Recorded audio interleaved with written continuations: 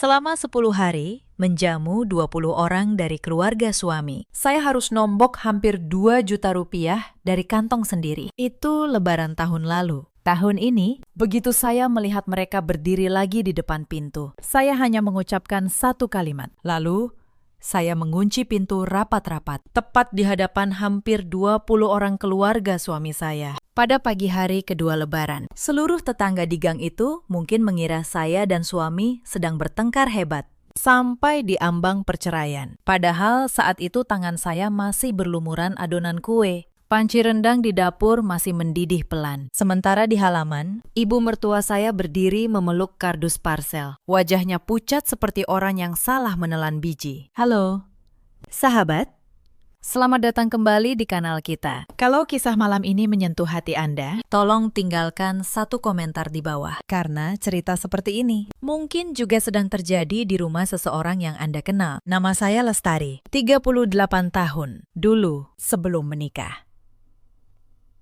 Saya bekerja sebagai manajer logistik di sebuah perusahaan distribusi. Pekerjaan saya mengatur ratusan pengiriman setiap hari, menghitung biaya sampai ke angka terkecil. Sudah 12 tahun saya menjadi menantu di keluarga ini. Dan dalam 12 tahun itu, saya pikir kesabaran adalah bentuk kasih sayang yang paling tinggi. Saya salah. Rumah kami sederhana, hasil renovasi bertahun-tahun. Di kawasan Bintaro, 3 kamar tidur kecil, 1 dapur sempit, 1 ruang tamu yang kalau diisi 10 orang sudah terasa sesak. Suami saya, Mas Budi, bekerja sebagai teknisi pendingin ruangan. Orangnya baik, sangat sayang pada keluarganya. Tetapi ia punya satu hal yang menjadi sumber dari semua cerita ini. Gengsi yang terlalu tinggi. Dulu, di kantor tempat saya bekerja, saya dikenal sebagai orang yang teliti. Atasan saya pernah berkata, "Lestari, kamu ini matamu seperti kalkulator. Tidak ada satu angka pun yang lolos." Saya bangga dengan keahlian itu. Tetapi setelah menikah dan berhenti bekerja, keahlian itu seolah tidak ada gunanya lagi. Saya menyimpannya jauh-jauh di sudut yang berdebu dalam diri saya. Saya tidak tahu suatu hari nanti, justru keahlian itulah yang akan menyelamatkan harga diri saya. Setiap kali ada kerabat datang, wajah Mas Budi langsung berseri, seolah ia takut sekali dianggap pelit, dianggap menantu yang tidak ramah. Maka, pintu rumah kami selalu terbuka, lebar, untuk siapa saja, kapan saja, selama berapa hari pun mereka mau. Dan yang menanggung semua itu di dapur, hanya saya. Saya ingat betul bagaimana semuanya berjalan selama ini. Setiap lebaran, keluarga besar Mas Budi berkumpul di rumah kami. Awalnya selalu sama. Mereka bilang hanya akan mampir beberapa hari. Tetapi yang datang lebih dulu belum sempat pulang. Yang datang belakangan sudah menyeret koper masuk. Lama-lama, 10 hari menjadi hal yang biasa. Saya hafal semuanya. Pak Detarno suka sayur lodeh yang medok santannya. Bibi Ratna tidak makan daging di hari pertama. Putra, anak paman maman, lebih suka risoles daripada lontong. Saya menghafalnya begitu detail. Sampai-sampai Mas Budi sendiri kadang tidak tahu makanan kesukaan kerabatnya. Dan justru karena saya begitu mampu, semua orang menganggapnya wajar. Mereka menganggap urusan dapur dan logistik adalah tanggung jawab saya. Sudah seharusnya. Setiap hari ada 3 kali makan besar, belum termasuk buah, camilan, dan minuman bersoda. Para paman yang sudah berumur mengobrol sampai larut, lalu minta dibuatkan mie instan kuah tengah malam. Anak-anak muda pergi main setelah makan. Pulang-pulang, mengobrak-abrik kulkas mencari makanan. Tikar digelar sampai menutupi seluruh lantai. Anak-anak tidur berjejer seperti ikan sarden dalam kaleng. Dan saya berdiri di dapur. Dari subuh hingga lewat tengah malam. Saya selalu berkata pada diri sendiri, tidak apa-apa. Setahun sekali, biarlah rumah ini ramai. Saya masih ingat tahun-tahun awal pernikahan kami. Saat itu saya masih bekerja kantoran, masih punya gaji sendiri. Tetapi setelah anak saya lahir, Mas Budi meminta saya berhenti. Lebih baik kamu di rumah saja, urus keluarga, katanya. Saya menurut. Saya pikir itu pengorbanan yang wajar demi keluarga. Saya tidak tahu Dengan berhenti bekerja, saya juga kehilangan satu hal penting, suara saya. Sejak saya tidak lagi menghasilkan uang sendiri, perlahan-lahan, pendapat saya di rumah ini menjadi semakin tidak berarti. Seolah seorang perempuan yang tinggal di rumah tidak berhak punya keberatan. Saya ingat satu kejadian di tahun ketiga pernikahan. Saat itu saya baru saja melahirkan, masih lemah. Tetapi keluarga suami tetap datang berkumpul. Saya, dengan jahitan operasi yang belum kering, tetap dipaksa keadaan untuk berdiri di dapur. Saat saya minta tolong pada Sari untuk sekedar mencuci piring, ia menjawab enteng, "Aduh, Mbak, aku nggak biasa nyuci piring. Nanti tanganku bau amis." Lalu ia kembali bermain ponsel. Saya, dengan tubuh yang masih sakit, akhirnya mencuci semuanya sendiri. Sejak hari itu, saya belajar satu hal pahit di keluarga ini. Kelemahan saya bukanlah alasan untuk dikasihani, melainkan sesuatu yang harus saya sembunyikan rapat-rapat. Dan begitulah, tahun demi tahun, saya membangun tembok senyum di sekeliling diri saya, sampai semua orang lupa bahwa di balik tembok itu ada seorang manusia. Saya punya kebiasaan buruk. Saya memikul semua pekerjaan sendiri, lalu diam-diam berharap orang lain akan mengerti dengan sendirinya. Tetapi di dunia ini, kalau kita tidak pernah bicara, orang lain hanya akan mengira kita memang sekuat itu. Mereka tidak akan pernah tahu di balik senyum yang saya pasang ada punggung yang sudah lama nyaris patah. Lebaran tahun lalu adalah titik baliknya, walau saat itu saya belum menyadarinya. Hari itu sudah memasuki sore hari ke-7. Tamu masih penuh. Saat saya membuka dompet untuk membeli beras tambahan, saya tertegun. Uang yang saya sisihkan untuk membayar les anak saya bulan itu sudah hampir habis, tersedot ke dapur, ke meja makan, ke perut 20 orang yang bahkan tidak pernah bertanya berapa yang sudah saya keluarkan. Saya duduk termenung di depan warung beras di pasar, memegang ponsel, menghitung ulang berkali-kali. Pemilik warung melihat saya dan tertawa kecil. "Bu Lestari, kalau mau, catat utang dulu saja di buku, nanti dilunasi belakangan," katanya ramah. Saya ikut tersenyum.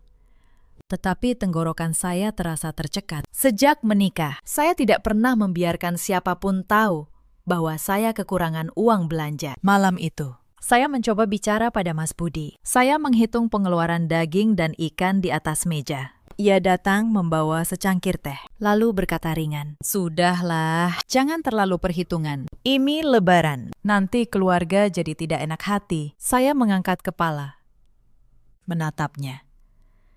Di benak saya ada satu pertanyaan yang sudah lama ingin saya ajukan. Sebenarnya, siapa yang tidak enak hati di sini? Tetapi, akhirnya saya hanya diam. Saya menelan pertanyaan itu, seperti saya menelan semua hal selama 12 tahun. Lebaran tahun lalu akhirnya berakhir dengan tabungan saya yang menipis dan dengan janji dalam hati. Tahun depan, saya tidak akan begini lagi. Maka, tahun ini, saya bersiap sejak jauh-jauh hari. Bukan bersiap menyambut tamu, tetapi bersiap agar saya tidak kelelahan untuk kesekian kalinya. Sejak awal bulan puasa, saya mencoba berdiskusi dengan suami. "Mas, tahun ini kita buat sederhana saja. Ya, undang keluarga inti, makan bersama sekali. Lalu, masing-masing pulang ke rumahnya. Aku sudah benar-benar tidak sanggup kalau harus menjamu berhari-hari lagi." Mas Budi saat itu sedang membersihkan pot tanaman di halaman. Mendengar itu, ia berhenti sejenak. Lalu bergumam, "Iya, nanti Mas coba bicarakan." Saya tahu betul. Kata coba itu sangat rapuh dan benar saja. Semakin dekat Lebaran, telepon di rumah semakin sering berdering. Ada yang bertanya, tahun ini mereka tidur di kamar mana? Ada yang minta dibelikan oleh-oleh khas kota ini. Ada yang bahkan sudah memesan panci besar untuk memasak mie instan tengah malam. Belum datang. Mereka sudah memesan tempat di rumah saya. Seolah ini penginapan gratis. Saya mendengar semua itu dengan tangan yang perlahan mendingin. Setiap dering telepon terasa seperti satu beban lagi yang ditumpuk di atas punggung saya. Saya pernah mencoba menjelaskan pada salah satu bibi bahwa rumah kami kecil, hanya 3 kamar. Tetapi jawabannya membuat saya tertegun. Nggak apa-apa. Kita kan keluarga. Tidur di lantai juga nggak masalah. Yang penting kumpul. Yang penting kumpul. Tetapi yang menggelar tikar, mencuci spray, dan membereskan semuanya setelah mereka pulang. Tentu saja bukan mereka. Saya menghitung dalam hati. Kalau 20 orang datang dan menginap, artinya saya harus menyiapkan tempat tidur untuk 20 orang. Makan untuk 20 orang, 3 kali sehari. Mencuci piring untuk 20 orang. Membersihkan kamar mandi yang dipakai 20 orang. Semua itu dikerjakan oleh sepasang tangan. Tangan saya. Dan tidak ada satupun dari mereka yang pernah berpikir bahwa di balik kumpul keluarga yang menyenangkan itu, ada satu orang yang harus mengorbankan tidur, kesehatan, dan uangnya sendiri. Suatu hari, saat saya memilih daging di pasar, ibu penjual langganan tersenyum pada saya. Keluarga ibu tahun ini mau hajatan lagi, ya. Belanjanya banyak sekali. Saya menghela napas. Bukan, Bu. Kerabat mau berkumpul sambil memotong daging. Ibu itu berkata pelan, seramai apapun, harus diukur dengan kemampuan sendiri. Bu, jangan sampai orang lain liburan. Kita malah jadi pembantu di rumah sendiri. Kalimat itu terngiang sepanjang perjalanan pulang. Aneh sekali. Orang luar justru bisa melihat lebih jelas daripada orang yang tinggal di dalam rumah. Tanggal 28 Ramadan, saya membuka celengan di lemari. Isinya tinggal sekitar 1 juta rupiah. Padahal THR, suami baru saja saya serahkan utuh kepada ibu mertua untuk dibagikan sebagai angpau kepada kerabat. Saya duduk di tepi ranjang, melepas ikatan rambut, lalu bertanya pelan, Mas, THR-nya diberikan semua ke ibu. Mas Budi menggaruk kepala. Suaranya pelan. Ibu bilang, Pak D di kampung sedang susah. Paman-paman juga baru kena pemutusan kerja. Jadi, lalu untuk kita? Tanya saya. Ia menatap saya beberapa detik, lalu memalingkan wajah. Kecewa yang saya rasakan saat itu sulit digambarkan. Bukan amarah yang meledak-ledak, melainkan seperti membawa 2 ember air yang terlalu berat dalam perjalanan panjang. Lalu, ketika hampir sampai, saya baru sadar dasar embernya sudah lama bocor. Sekuat apapun saya membawanya, tidak akan pernah penuh. Karena memang sengaja dibiarkan bocor oleh orang-orang di sekeliling saya. Tetapi malam itu, saya belum tahu betapa jauh mereka akan menginjak batas saya. Malam takbiran, saya hampir tidak tidur. Membuat kue, membumbui daging, memasak kaldu opor. Menjelang subuh, barulah saya bisa memejamkan mata sebentar. Tetapi tak lama, terdengar suara mobil di luar. Saya terseok-seok bangun melihat jam. Pukul 5:30 pagi. Begitu pintu saya buka, paman-maman sekeluarga sudah berdiri sambil tersenyum lebar, menyeret 2 koper besar. Kami berangkat lebih pagi, biar tidak macet.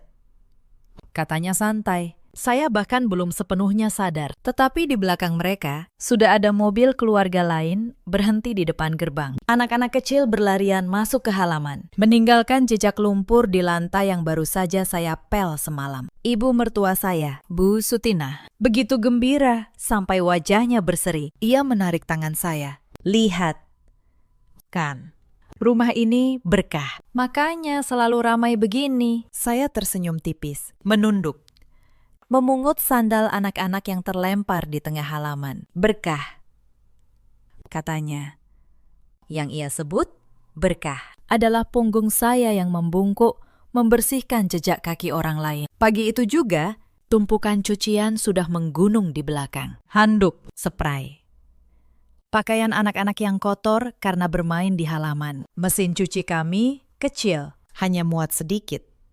Maka sebagian besar harus saya cuci dengan tangan. Saya duduk berjongkok di dekat sumur belakang, menggosok satu persatu. Sementara dari dalam terdengar suara tawa dan musik. Tidak ada yang menawarkan bantuan. Bahkan Sari yang lewat di belakang sambil menjinjing tasnya yang mahal. Hanya melirik sekilas lalu berkata, "Rajin amat, Mbak."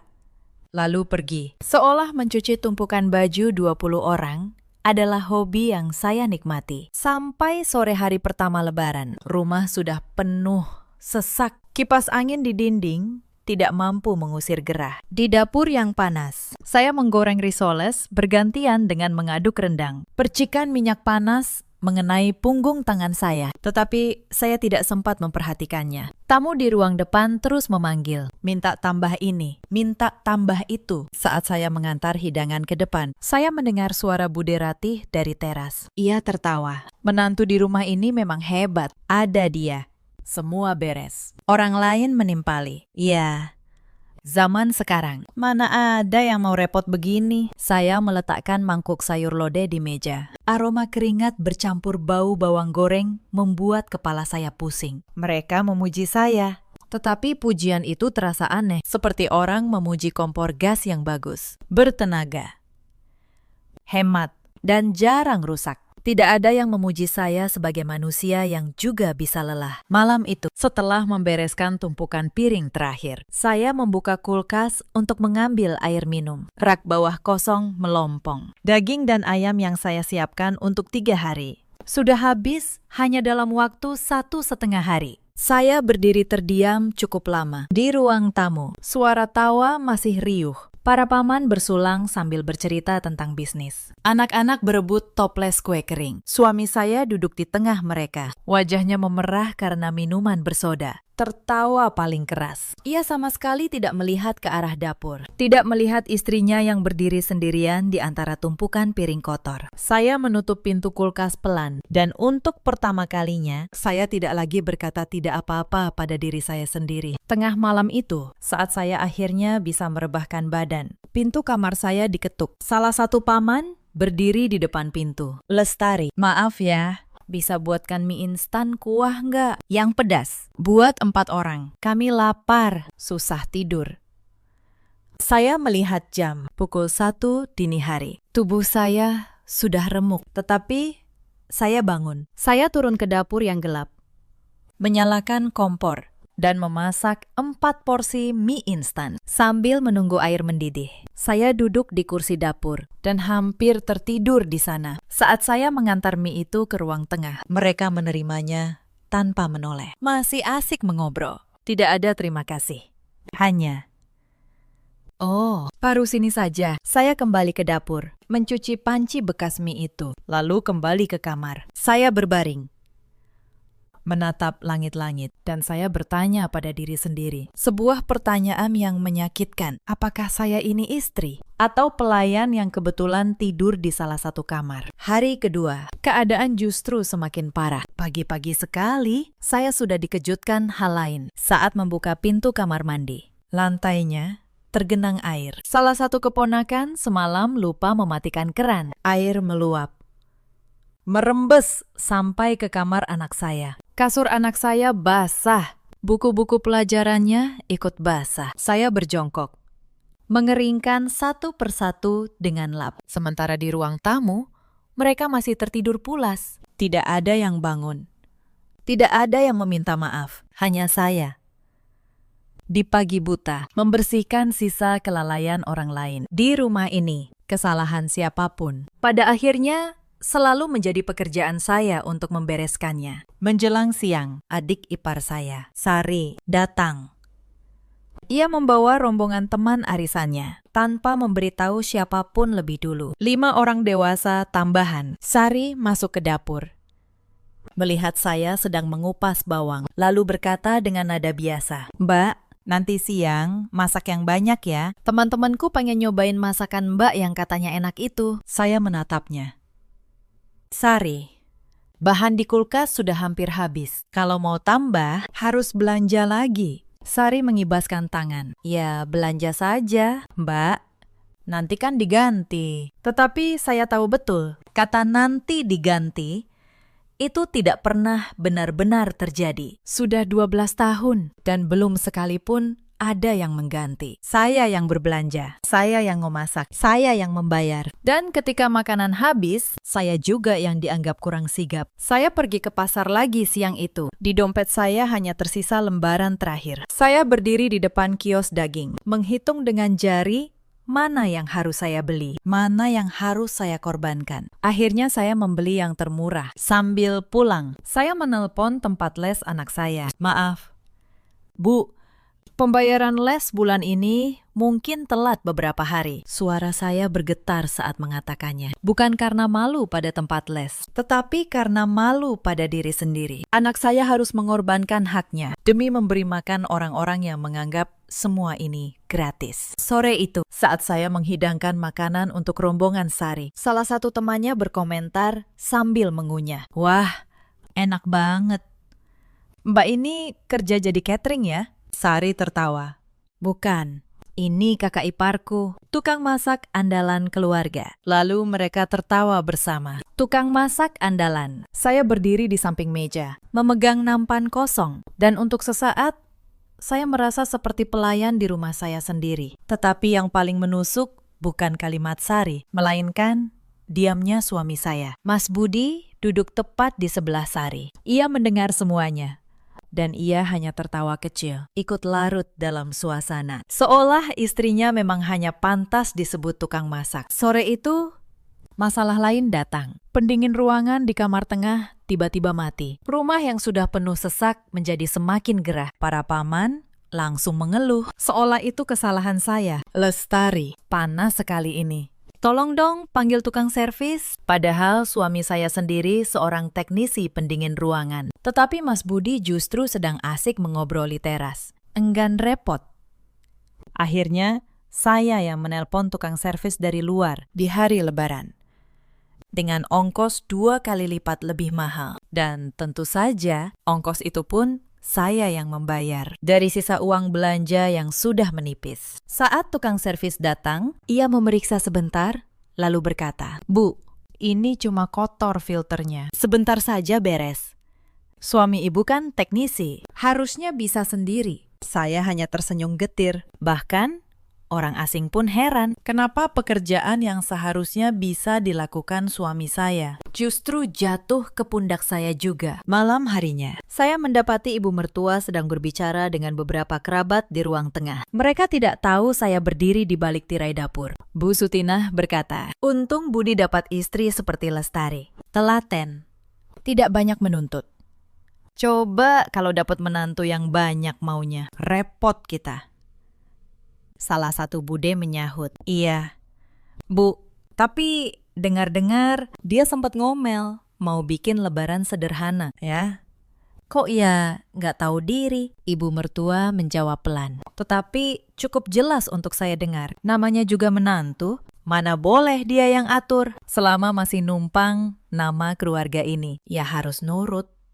Numpang nama. 2 kata itu menghantam saya lebih keras daripada apapun. Selama 12 tahun, rumah ini saya rawat dengan tangan saya sendiri. Setiap perabot, setiap sudut dapur, setiap helai gorden. Dan dalam pandangan mereka, saya hanyalah orang yang menumpang, bukan bagian dari keluarga. Hanya tenaga kerja yang kebetulan tinggal di sini. Saya kembali ke dapur, mematikan kompor. Dan untuk waktu yang lama, saya hanya menatap genangan air di bak cuci piring, memantulkan wajah saya yang lelah. Saat itulah, sesuatu di dalam diri saya yang sudah lama retak, akhirnya patah dengan bunyi yang sangat pelan. Esoknya, hal yang lebih buruk terjadi. Pagi hari ketiga, saya bangun lebih awal seperti biasa untuk menyiapkan sarapan. Saat membuka laci tempat saya menyimpan uang darurat, isinya kosong. Saya yakin betul, malam sebelumnya masih ada sisa beberapa ratus ribu di sana. Uang itu saya sisihkan untuk membayar listrik yang sudah jatuh tempo. Saya mencari kemana-mana, tidak ada. Saya bertanya pelan pada Mas Budi. Ia awalnya menggeleng, tetapi setelah saya desak, ia mengaku. "Itu. Tadi malam Paman Maman pinjam dulu buat beli bensin pulang nanti. Katanya nanti diganti." Saya menahan napas. Bahkan uang listrik pun mereka ambil, tanpa bertanya. Tanpa permisi, seolah seluruh isi rumah ini, termasuk yang ada di laci pribadi saya, adalah milik bersama yang boleh diambil siapa saja. "Mas," kata saya.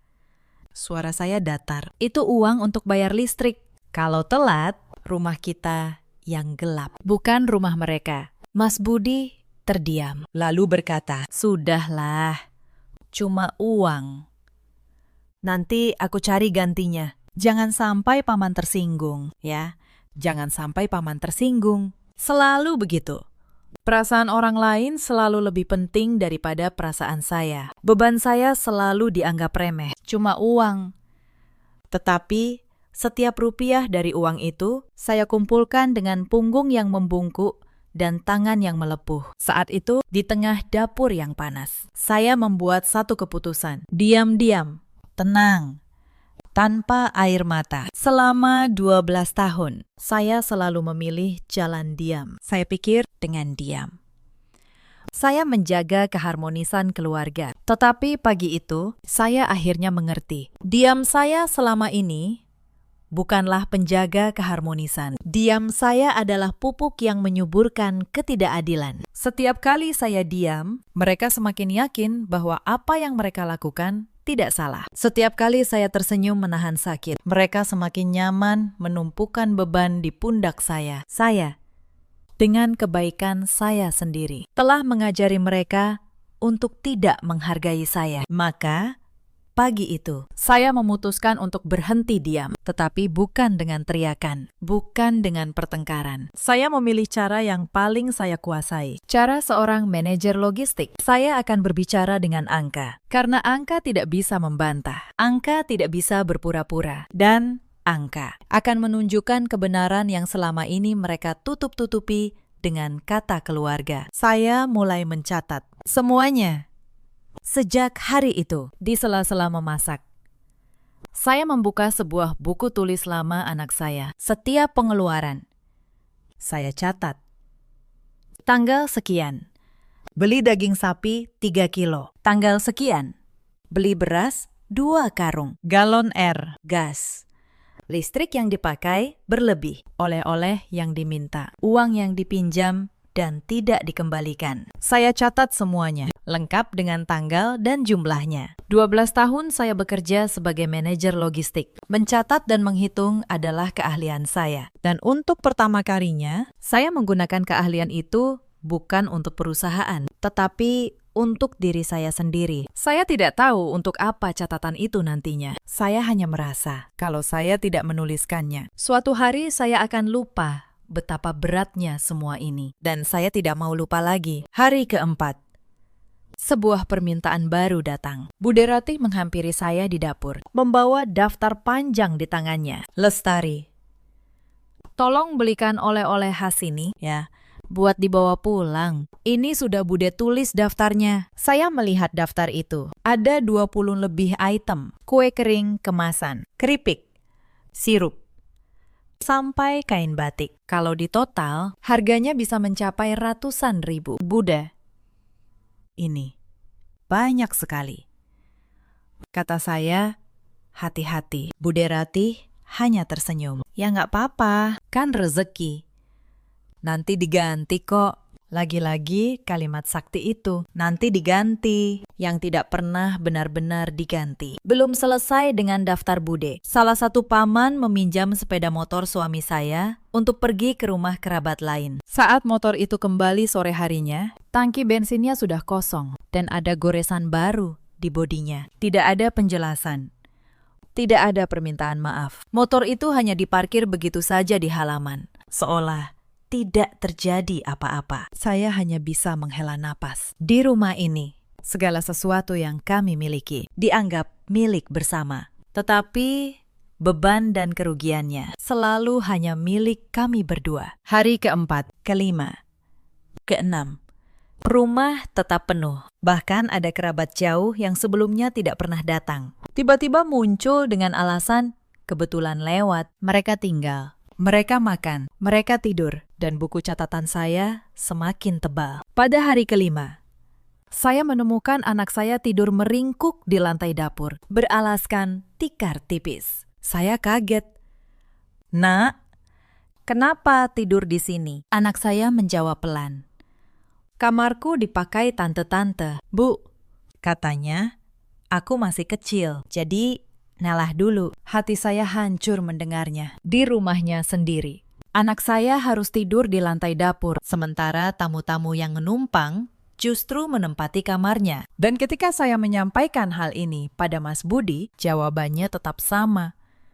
Namanya juga anak kecil, Ta. Belajar mengalah itu bagus. Mengalah. Selalu kami yang harus mengalah. Tidak pernah mereka. Lalu di hari yang sama, saat makan malam, persediaan rendang habis lebih cepat dari perkiraan. Salah satu paman menggerutu keras. Loh, rendangnya kok cuma segini? Kurang banyak masaknya. Padahal saya sudah memasak 5 kilo daging. Habis dalam sekejap oleh 20 mulut. Dan bukannya berterima kasih, saya justru disalahkan.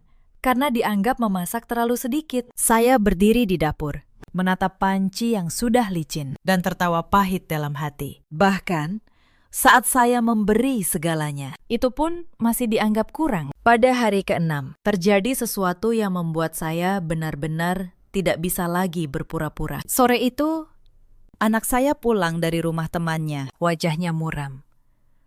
Ia masuk ke kamar, lalu menarik saya pelan. Bu, bisiknya.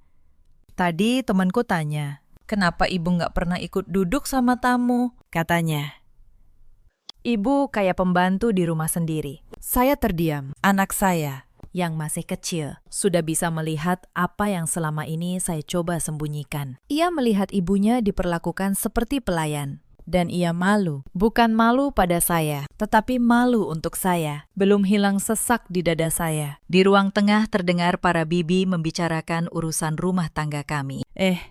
Dengar-dengar Budi sama Lestari sekarang lagi seret ya keuangannya. Iya, katanya Lestari. Sampai ngutang segala. Mungkin nggak pinter atur uang kali. Mereka tertawa. Membicarakan kesulitan yang justru mereka sendiri yang menyebabkannya. Mereka makan di rumah saya, tidur di rumah saya, menghabiskan tabungan saya, lalu menertawakan saya karena dianggap tidak pandai mengatur uang. Saya berdiri di balik dinding, menggenggam tepi meja, menahan diri agar tidak melangkah keluar dan berteriak. Tetapi saya tidak berteriak. Saya hanya kembali ke kamar dan membuka buku catatan saya. Pena di tangan saya bergerak lebih tegas dari biasanya karena saya tahu sebentar lagi semua angka ini akan berbicara untuk saya. Saya memeluknya dan di bahu anak saya. Akhirnya saya membiarkan satu air mata jatuh. Hanya satu. Karena setelah itu saya tahu saya tidak boleh menangis lagi. Saya harus berdiri. Bukan untuk diri saya sendiri, tetapi untuk anak yang sedang menatap saya dan belajar tentang bagaimana seorang perempuan seharusnya dihargai. Malam itu, setelah anak saya tertidur, saya turun ke dapur untuk minum. Di ruang tengah, samar-samar saya mendengar suara ibu mertua dan Sari berbicara. Saya berhenti di balik dinding. Bu, kata Sari pelan. Mbak Lestari kelihatannya beda tahun ini. Lebih pendiam. Jangan-jangan dia mau minta uang ke kita. Ibu mertua menjawab, biarkan saja. Mau minta apa dia? Dia kan tidak kerja.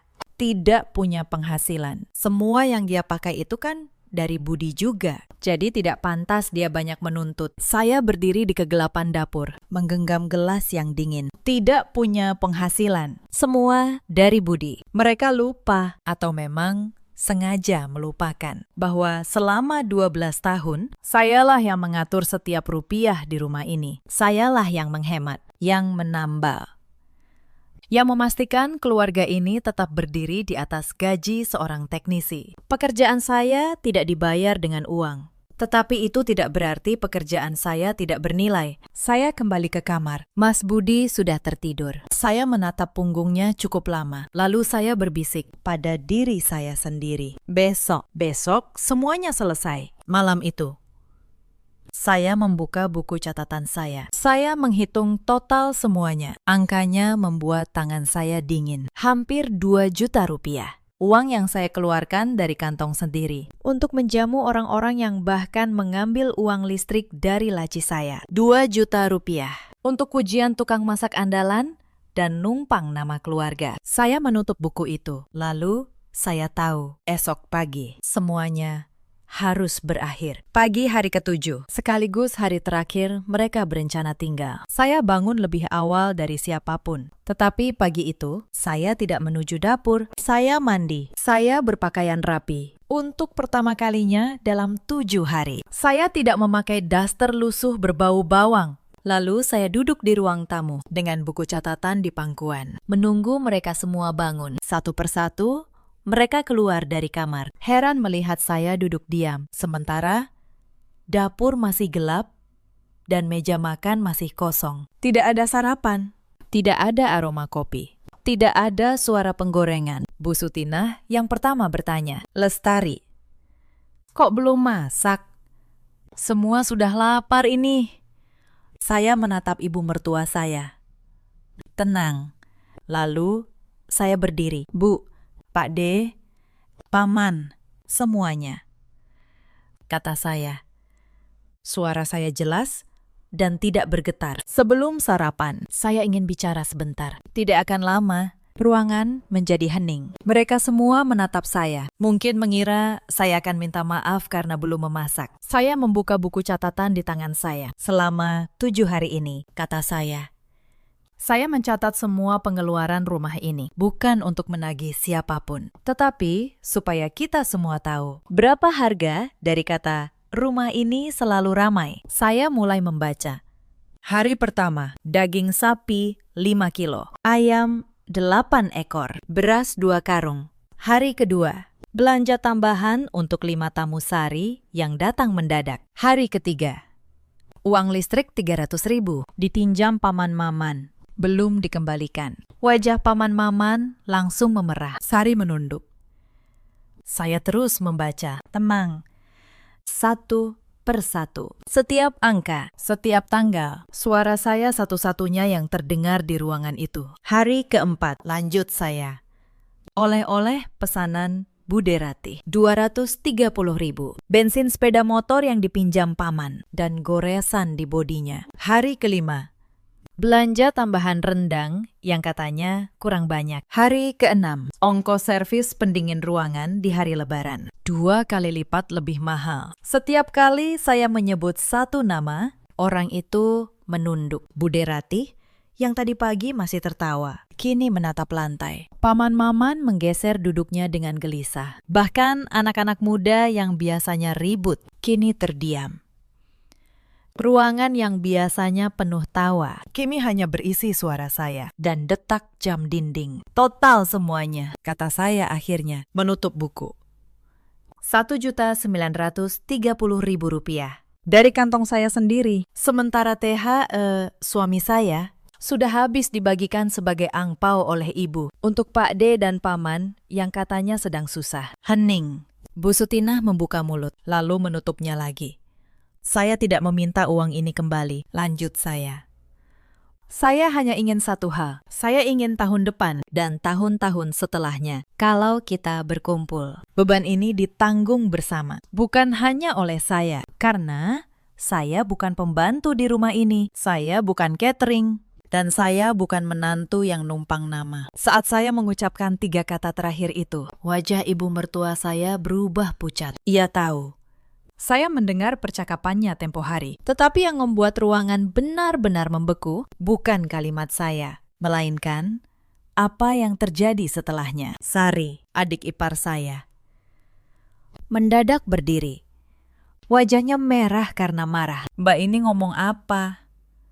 "Sih, baru juga keluar uang sedikit. Sudah pakai dicatat-catat segala. Memangnya keluarga itu harus dihitung-hitung kayak dagang." Saya menatapnya tenang. "Sari, kalau ini soal keluarga, kenapa hanya saya yang menghitung pengorbanan? Kenapa selama 12 tahun tidak pernah ada satupun dari kalian yang bertanya, Lestari capek tidak? Lestari rugi tidak? Kalau keluarga tidak boleh dihitung, kenapa hanya saya yang selalu membayar?" Sari terdiam, tidak ada jawaban. Lalu, di luar dugaan semua orang, Bu Sutinah tiba-tiba berkata dengan nada tinggi, "Sudah, Lestari, kamu ini cuma menantu. Tidak pantas mempermalukan keluarga di depan kerabat begini. Kalau memang tidak terima, ya sudah.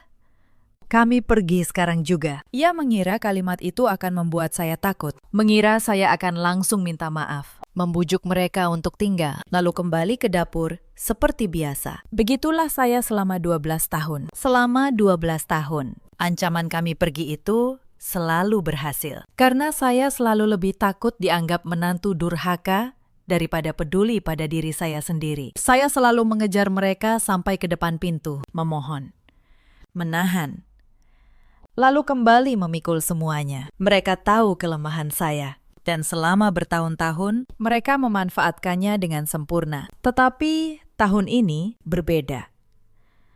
Tahun ini, saya sudah tidak punya apa-apa lagi untuk ditakuti. Saya sudah kehilangan tabungan, kehilangan tidur, kehilangan harga diri. Saat seseorang sudah tidak punya apa-apa lagi untuk hilang, disitulah ia menjadi paling kuat. Saya berdiri. Saya berjalan menuju pintu depan. Saya membukanya lebar-lebar. Udara pagi masuk, membawa suara takbir dari masjid di kejauhan. Lalu saya berbalik, menghadap mereka semua. Kalau ibu memang ingin pergi, kata saya pelan, silakan. Pintunya sudah saya buka untuk beberapa detik. Tidak ada yang bergerak. Mereka saling pandang. Bu Sutinah, yang tadi mengancam dengan begitu yakin, kini justru tampak terkejut. Ia tidak menyangka saya akan benar-benar membuka pintu. Lalu, dengan gengsi yang sudah terlanjur ia keluarkan di depan semua kerabat, ibu mertua saya tidak punya pilihan selain melangkah keluar, diikuti paman-maman yang menyeret kopernya dengan canggung. Lalu Bu Derati, lalu yang lain, satu persatu. Dalam diam yang memalukan, Sari keluar paling akhir, melempar tatapan tajam ke arah saya. Tetapi saya hanya membalasnya dengan tatapan tenang. Saat orang terakhir melangkah keluar, ibu mertua saya berdiri di halaman, masih memeluk kardus parsel lebaran yang tadi ia bawa. Wajahnya pucat pasi, seperti orang yang baru menyadari. Selama ini ia telah salah memperlakukan satu-satunya orang yang benar-benar menopang rumah tangga anaknya. Saya menutup pintu, pelan. Lalu saya menguncinya rapat-rapat. Tepat di hadapan hampir 20 orang keluarga suami saya. Pada pagi hari kedua lebaran, dari dalam, saya mendengar suara mereka di luar. Ada yang menggerutu, ada yang bertanya bingung, tetapi tidak ada satupun yang berani mengetuk pintu lagi. Karena di balik kemarahan mereka, jauh di dalam hati, mereka tahu setiap angka yang saya bacakan tadi adalah kebenaran. Dan kebenaran itu jauh lebih memalukan daripada pintu yang terkunci. Saya berbalik. Dan di ruang tengah, saya melihat Mas Budi berdiri. Diameter. Sejak tadi, ia tidak ikut keluar. Ia tetap di dalam. Selama ini, saya selalu mengira Mas Budi akan selalu berdiri di pihak keluarganya. Tetapi, pagi itu, untuk pertama kalinya, ia berjalan mendekat. Lalu berkata dengan suara serak, "Maaf, Tar, selama ini aku terlalu sibuk menjaga gengsiku di depan mereka, sampai aku lupa. Orang yang paling harus aku jaga ada di dapur ini, sendirian. Selama 12 tahun. Ia menunduk. Tangannya gemetar. Tadi, saat kamu membacakan catatan itu satu persatu, aku malu sekali. Bukan malu pada keluargaku, tapi malu pada diriku sendiri. Karena aku, suamimu, tidak pernah sekalipun bertanya, dari mana semua uang itu kamu dapat? Aku hanya menikmati pujian mereka. Sementara kamu yang membayar harganya. Saya menatapnya. Air mata yang sejak tadi saya tahan, akhirnya jatuh. Tetapi kali ini bukan air mata kelelahan, melainkan air mata seorang perempuan yang akhirnya didengar. Setelah 12 tahun berbicara pada tembok, akhirnya ada satu orang yang benar-benar mendengar suara saya. Hari itu, saya tidak memasak untuk 20 orang. Saya memasak untuk 3 orang saja. Saya, suami saya, dan anak saya. Hanya ikan goreng, sayur asem, dan sambal terasi. Sederhana. Tetapi itu adalah makan pagi paling tenang yang pernah saya rasakan selama 12 tahun. Saat kami makan dalam diam yang nyaman, anak saya tiba-tiba berkata, "Bu, hari ini rumahnya enak ya, sepi." Aku bisa dengar suara ibu. Kalimat sederhana dari anak kecil itu membuat mata saya panas. Selama ini, di tengah hiruk-pikuk rumah yang selalu penuh, bahkan suara saya pun tenggelam. Anak saya merindukan rumah yang tenang, merindukan ibunya yang tidak selalu sibuk di dapur. Dan saya selama 12 tahun telah merampas hal sederhana itu dari anak saya sendiri demi menyenangkan orang lain. Beberapa hari setelah Lebaran, kakak sepupu saya, Pak Tono, yang bekerja sebagai akuntan, datang berkunjung.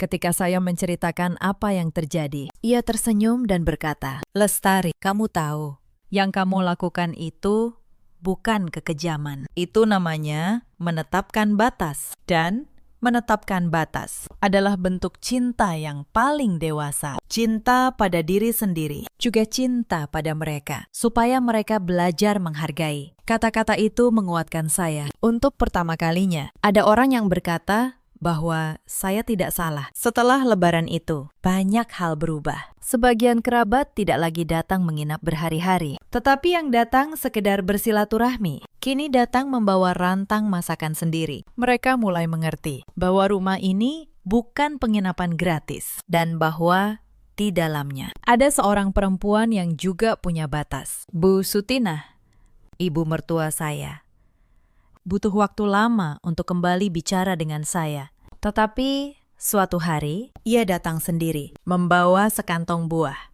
Dan dengan suara yang amat pelan, ia berkata, "Lestari, maafkan ibu.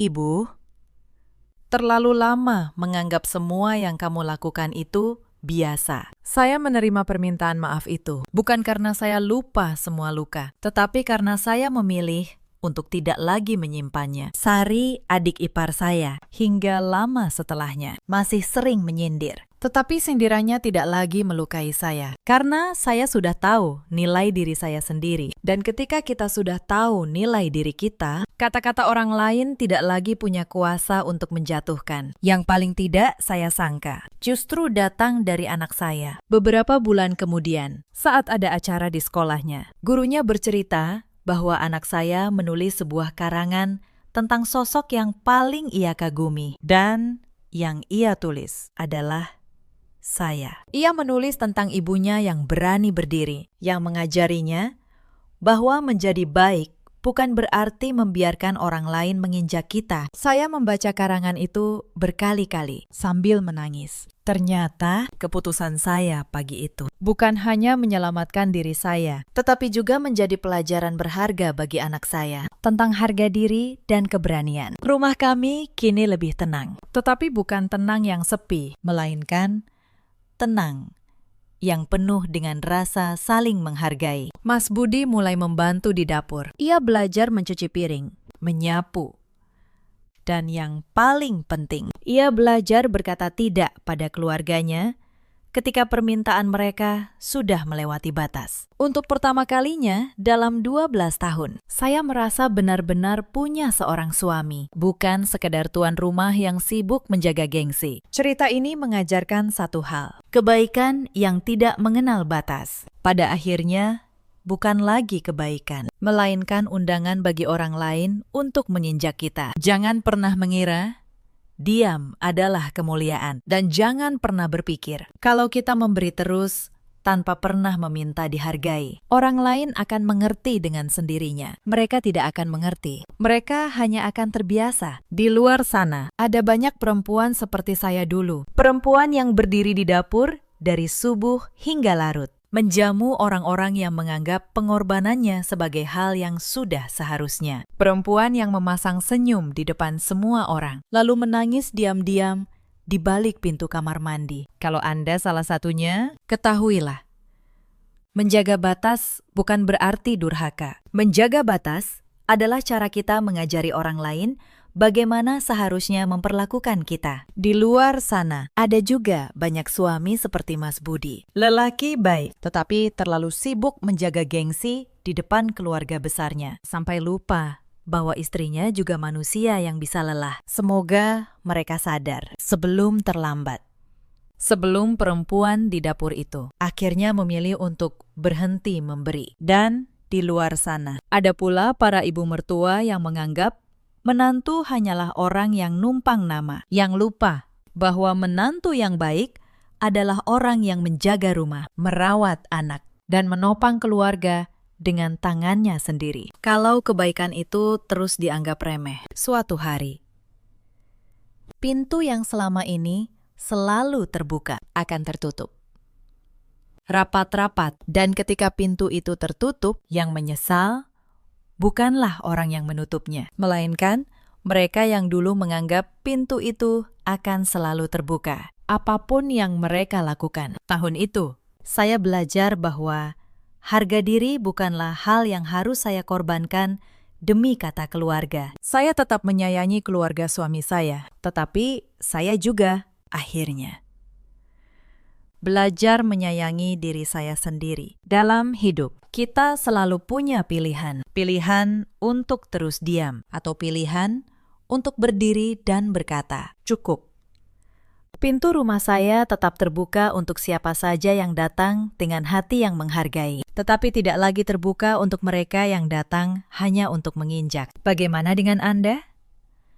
Pernahkah Anda merasa menjadi orang yang selalu memberi, tetapi tidak pernah benar-benar dihargai? Ceritakan kisah Anda di kolom komentar. Mari kita saling menguatkan. Terima kasih sudah menemani saya sampai akhir cerita ini.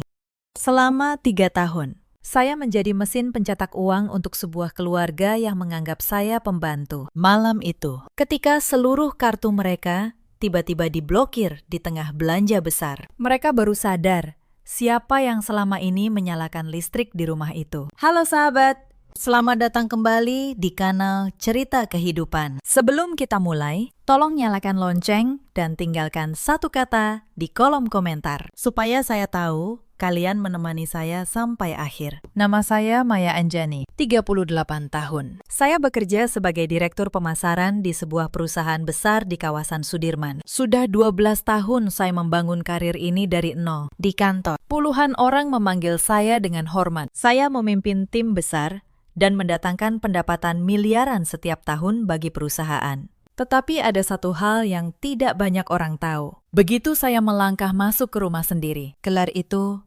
menguap. Di dalam rumah, saya bukan direktur. Saya hanya juru masak. Saya hanya asisten rumah tangga tanpa gaji. Rumah kami ada di Kebayoran Baru. Rumah 2 lantai yang saya beli dengan tabungan saya sendiri, jauh sebelum saya menikah dengan Bagas. Setiap meter persegi rumah itu dibayar dengan keringat saya. Namun, entah sejak kapan, saya merasa seperti tamu di rumah sendiri. Malam itu, pukul 7. Saya baru saja pulang dari rapat yang melelahkan. Bahu saya kaku, kepala saya berdenyut. Saya membuka pintu, dan aroma yang menyambut saya bukan aroma makanan hangat. Yang menyambut saya adalah suara televisi yang dikeraskan dan tumpukan piring kotor di wastafel. Di ruang tengah, suami saya Bagas tertidur di sofa dengan mulut terbuka. Di kamar tamu, adik iparnya, Sinta, sedang menonton drama sambil memesan makanan lewat ponsel. Dan dari kamar utama lantai 2, terdengar suara ibu mertua saya, Bu Ratih, memanggil dengan nada tinggi. "Maya, kamu sudah pulang. Cepat buatkan teh." Tenggorokan ibu kering. Dari tadi menunggu kamu. Saya berdiri sejenak di depan pintu. Saya menatap tas kerja di tangan saya, lalu menatap dapur yang berantakan. 3 tahun. Sudah 3 tahun hidup saya berputar di lingkaran setan yang sama. Mari saya ceritakan dari awal, supaya kalian paham bagaimana seorang direktur bisa berakhir mencuci piring untuk orang yang tidak pernah menghargainya. Saya menikah dengan Bagas 5 tahun lalu. Saat itu, Bagas adalah pria yang lembut. Ia bekerja sebagai staf di sebuah kantor cabang. Gajinya tidak besar, tapi saya tidak pernah mempermasalahkan itu. Saya pikir cinta tidak diukur dengan rekening. Saya keliru besar. 2 tahun pertama pernikahan kami baik-baik saja. Kami tinggal berdua di rumah Kebayoran Baru. Bagas berangkat kerja. Saya berangkat kerja. Malam hari kami makan bersama. Sederhana, tapi hangat. Lalu perusahaan tempat Bagas bekerja melakukan pemutusan hubungan kerja besar-besaran. Bagas termasuk yang dirumahkan. Saya menghiburnya. Saya bilang, "Tidak apa-apa. Istirahat dulu. Cari yang lebih baik. Penghasilan saya lebih dari cukup untuk kami berdua. Tetapi minggu berganti bulan dan Bagas tidak pernah benar-benar mencari pekerjaan lagi. Ia bangun siang. Ia menghabiskan waktu dengan ponselnya. Setiap kali saya menyinggung soal pekerjaan, ia akan bilang, "Sebentar lagi, Maya, aku sedang cari yang sesuai passion." Kata itu menjadi tameng kemalasannya selama bertahun-tahun. Lalu datanglah hari yang mengubah segalanya. Ibu mertua saya, Bu Rati, menelpon sambil menangis. Katanya rumah kontrakannya di kampung sudah tidak layak. Katanya ia kesepian. Bagas, sebagai anak yang katanya berbakti, langsung mengiyakan tanpa bertanya pendapat saya. "Maya, ibu pindah ke sini saja ya. Rumah kita kan besar. Kasihan ibu sendirian di kampung." Saya menatap Bagas. Saya ingin berkata banyak, tapi saya menelan semuanya. Saya pikir, iya, ibunya. Berbakti pada orang tua adalah hal yang baik. Maka, saya mengangguk. Itulah kesalahan kedua saya. Bu Rati datang dengan 3 koper besar dan 1 kebenaran yang baru saya pahami kemudian. Ia tidak datang sebagai tamu. Ia datang sebagai ratu yang menganggap rumah saya sebagai istananya. Hari pertama, ia mengganti posisi perabotan di ruang tamu. Hari kedua, ia mengkritik cara saya memasak. Hari ketiga, ia mulai memanggil saya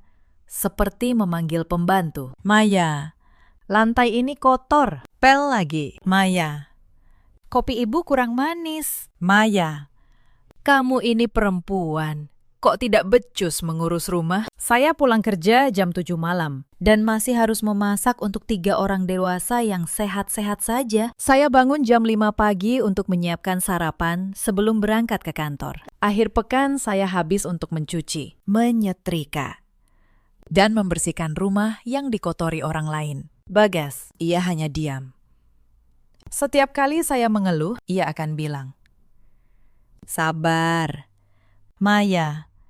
Itu kan ibu." Mengalah sedikit, mengalah.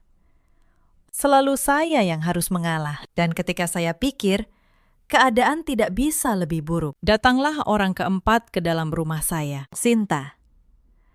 Adik perempuan Bagas, 30 tahun, belum menikah. Dan baru saja berhenti dari pekerjaannya yang kelima dalam 2 tahun. "Mbak Maya, aku numpang dulu ya. Lagi cari kerja yang cocok," katanya sambil menyeret koper masuk. Bahkan sebelum saya sempat menjawab. Sejak hari itu, beban di pundak saya berlipat ganda. Bukan hanya satu mertua yang harus saya layani, tetapi juga seorang adik ipar yang sehari-hari hanya rebahan, menonton drama, dan memesan makanan mahal dengan uang yang entah dari mana. Tentu saja, uang itu dari saya. Dari kartu kredit tambahan yang dulu saya berikan kepada Bagas untuk keadaan darurat. Hari-hari setelah Sinta datang menjadi semakin berat. Penghinaan kecil menumpuk hari demi hari, seperti tetesan air yang perlahan menggerus batu. Suatu malam, saya pulang membawa rekan kerja dari luar negeri untuk makan malam. Klien penting, kontrak besar. Saya sudah meminta izin dan berjanji akan menyiapkan semuanya sendiri. Tetapi di tengah jamuan, Bu Ratih turun ke ruang makan dengan daster lusuh, lalu berkata keras di depan tamu saya, "Maya, kamu ini bagaimana? Tamu kok dikasih makan begini saja? Dan kapan kamu cuci baju ibu yang menumpuk? Jangan sibuk kerja terus. Urusan rumah berantakan." Tamu saya terdiam canggung. Wajah saya panas oleh malu. Tetapi saya tetap tersenyum, meminta maaf, dan menyelamatkan situasi. Setelah mereka pulang, saya berdiri di dapur, menatap piring kotor, dan merasakan sesuatu yang retak di dalam diri saya. Beberapa hari kemudian, hal yang lebih buruk terjadi. Saya menyimpan sebuah jam tangan pemberian mendiang ayah saya di kamar. Benda itu satu-satunya kenangan yang saya punya darinya. Suatu hari, jam itu hilang. Saya mencarinya kemana-mana. Akhirnya, Mbak Asih berbisik bahwa ia melihat Sinta membawanya keluar. Saat saya menanyakannya, Sinta menjawab enteng, "Oh, jam tua itu. Aku gadaikan. Aku butuh uang buat beli skincare. Lagian, itu kan cuma jam jelek." Saya membeku. Bukan soal nilainya, tetapi soal betapa mudahnya mereka mengambil hal yang paling berharga bagi saya, lalu menyebutnya jelek. Saya menebus jam itu kembali keesokan harinya, dengan uang saya sendiri. Tentu saja, Tetapi luka di hati saya tidak bisa ditebus. Lalu datang permintaan yang membuat segalanya jelas. Sinta ingin membuka usaha kafe, katanya. Ia meminta modal 100 juta rupiah, bukan meminta dengan sopan, tetapi menuntut, seolah itu hak yang sudah pasti. Mbak Maya kan kaya, 100 juta itu kecil buat Mbak. Aku kan adik Bagas. Sudah seharusnya keluarga saling membantu. Ketika saya menolak dengan halus, Bu Ratih turun tangan. Ia mogok bicara dengan saya selama seminggu. Ia mengeluh kepada tetangga bahwa menantunya pelit dan tidak punya hati. Bagas, seperti biasa, menyalahkan saya. Maya, cuma 100 juta. Kenapa sih kamu hitung-hitungan sama keluarga sendiri? Saat itulah, di tengah seminggu kebisuan dan tekanan itu, malam takdir itu pun tiba. Tetapi sebelum saya menceritakan malam itu, ada satu kejadian lagi yang harus kalian tahu. Karena kejadian inilah yang benar-benar mematikan rasa cinta terakhir yang tersisa di hati saya. Sinta jatuh sakit ringan. Hanya flu biasa. Tetapi Bu Ratih memperlakukannya seolah putrinya sekarat. Dan ia menunjuk saya sebagai perawatnya. Maya, Sinta sakit. Kamu yang urus. Bawakan bubur, kompres, dan siapkan obatnya. Kamu kan istri di rumah ini. Sudah seharusnya melayani adik iparmu. Saya baru pulang kerja jam 8 malam. Badan saya remuk. Tetapi saya tetap memasak bubur, membawanya ke kamar Sinta. Bukannya berterima kasih, Sinta justru melempar mangkuk itu ke lantai. Buburnya tawar. Kamu ini niat merawat atau tidak sih, Mbak? Buat lagi yang benar. Bubur panas berceceran di lantai. Saya berlutut. Membersihkannya dengan tangan saya sendiri. Sementara Sinta menatap saya dari atas tempat tidur dengan tatapan merendahkan. Bu Ratih berdiri di pintu, mengangguk puas. Seolah menyaksikan menantu yang akhirnya tahu tempatnya. Saya membersihkan lantai itu dalam diam. Tetapi di dalam diri saya, sesuatu padam untuk selamanya. Cinta, kesabaran, harapan, semuanya padam. Yang tersisa hanya satu tekad yang dingin dan jernih. Saya tidak bisa hidup seperti ini lagi. Malam itu, setelah saya selesai membersihkan dan kembali ke kamar, Bagas hanya berkata sambil lalu, Maya, lain kali masak yang benar. Kasihan Sinta. Saya tidak menjawab. Saya hanya menatap punggungnya dan menyadari pria ini tidak akan pernah berubah. Bukan saya yang harus mengubah mereka. Saya yang harus mengubah hidup saya. Dan beberapa hari kemudian, takdir mulai membuka tabir terakhir yang saya butuhkan. Sedikit demi sedikit. Semuanya dimulai dari satu malam biasa. Malam itu, setelah membuatkan teh untuk Bu Ratih, saya naik ke kamar dengan tubuh yang nyaris remuk. Bagas sudah tidur lebih dulu. Saya membuka aplikasi bank di ponsel, hanya untuk memeriksa saldo seperti biasa. Mata saya membelalak. Tagihan kartu kredit tambahan bulan ini hampir 20 juta rupiah. Saya menggulir rinciannya satu persatu. Restoran mahal, tas merek terkenal, klinik kecantikan, salon. Tidak ada satupun pengeluaran itu yang saya lakukan. Saya turun ke ruang tengah. Bagas masih terjaga, menonton ponselnya. Saya menunjukkan layar tagihan itu kepadanya. Bagas, ini apa? 20 juta dalam sebulan. Untuk apa? Bagas hanya melirik sekilas. Nadanya santai, seolah saya menanyakan cuaca. Oh itu. Sinta beli tas sama perawatan. Ibu juga ada beli beberapa keperluan. Kan kita keluarga. Maya, masa hitung-hitungan? Keluarga. Kata itu mereka pakai seperti kartu sakti untuk menguras saya. Bagas, ini kartu untuk darurat. Bukan untuk belanja tas dan ke salon. Ya sudah, kalau kamu keberatan, naikkan saja limitnya. Jawabnya enteng. Lalu kembali menatap ponselnya. Saya berdiri di sana, terdiam.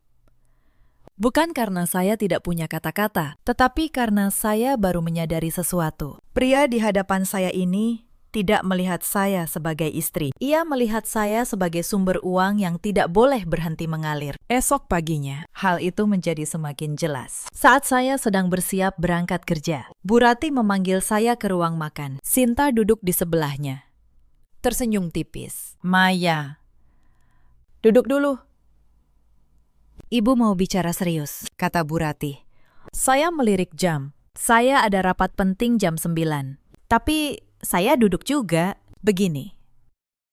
Maya, ibu sudah tua. Sinta juga butuh perhatian. Kalau kamu terus sibuk kerja, siapa yang mengurus kami? Ibu pikir lebih baik kamu berhenti kerja saja di rumah. Mengurus keluarga. Saya pikir saya salah dengar. Berhenti kerja, Bu.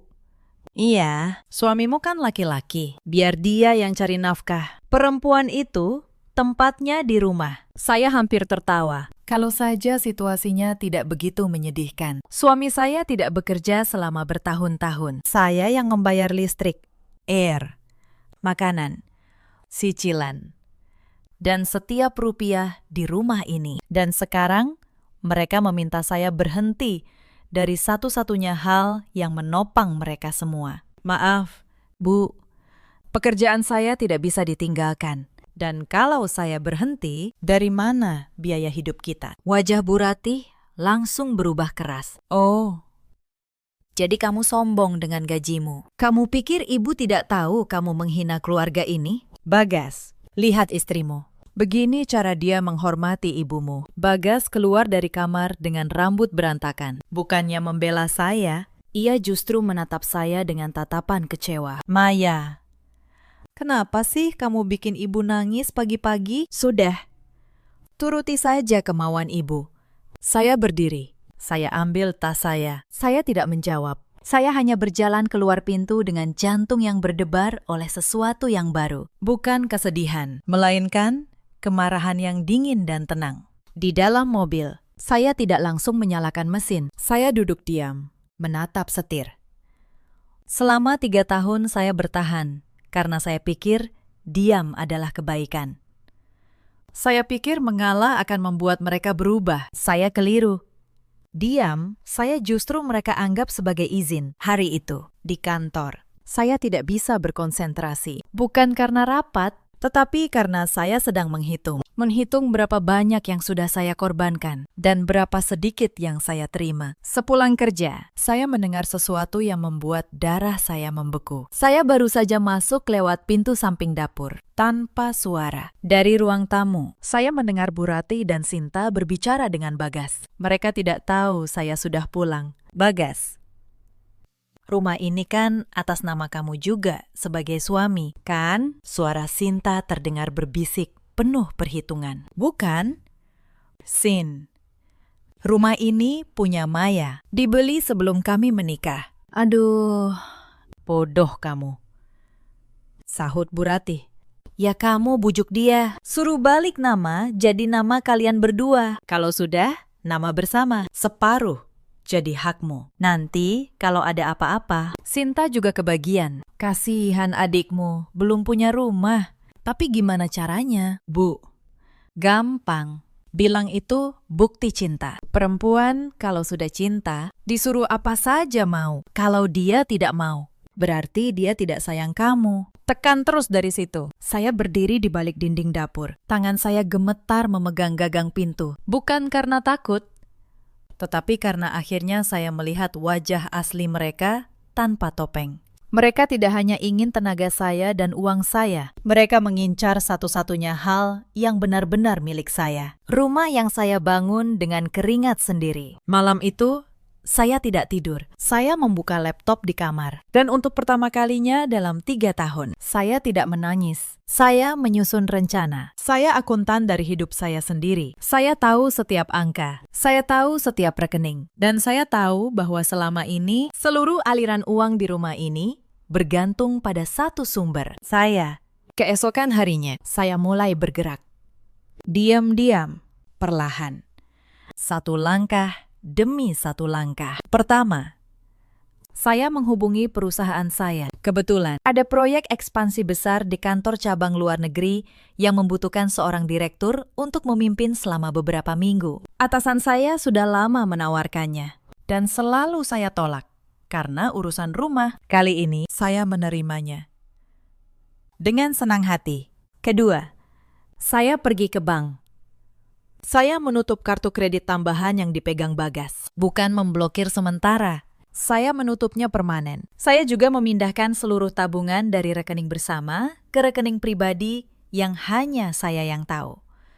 Ketiga, saya menghubungi seorang teman lama, Andi, yang kebetulan adalah konsultan hukum dan keuangan. Saya menceritakan semuanya. Andi mendengarkan dengan serius, lalu berkata, "Maya, kamu punya semua bukti di tangan. Sertifikat rumah atas namamu, riwayat transfer, semua tagihan yang kamu bayar. Secara hukum, posisimu sangat kuat. Lakukan dengan tenang. Jangan terpancing emosi." Saya tersenyum untuk pertama kalinya dalam waktu yang lama. Tenang, itulah senjata saya. Sebelum berangkat, saya tidak mengumumkan apa-apa. Saya hanya menyiapkan makanan untuk beberapa hari, menaruhnya di kulkas, lalu meninggalkan catatan kecil di meja makan. Isinya singkat.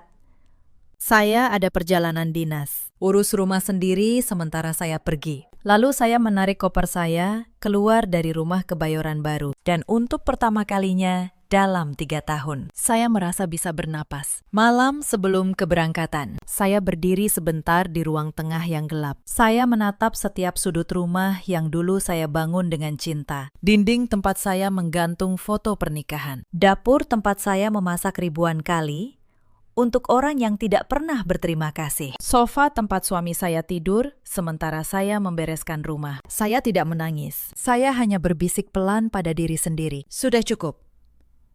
3 tahun sudah lebih dari cukup. Lalu, saya mematikan lampu dan menutup pintu kamar untuk tidur terakhir saya di rumah itu sebagai perempuan yang menunduk. Keesokan paginya, saya bangun lebih awal, mengenakan setelan kerja terbaik saya, dan berangkat ke bandara tanpa menoleh ke belakang. Pesawat lepas landas sore itu. Saya menatap kota dari jendela. Semakin lama, semakin kecil. Saya tahu, di bawah sana, sebuah kepanikan sedang menunggu untuk meledak. Tapi malam itu, mereka belum tahu apa yang sudah saya siapkan. Hari pertama saya di luar negeri, ponsel saya mulai bergetar tanpa henti. Pesan pertama dari Bagas, "Maya, kartu kreditku ditolak di kasir." Memalukan sekali. "Kamu apakan?" Saya tidak membalas. Saya meletakkan ponsel dan menikmati makan malam pertama saya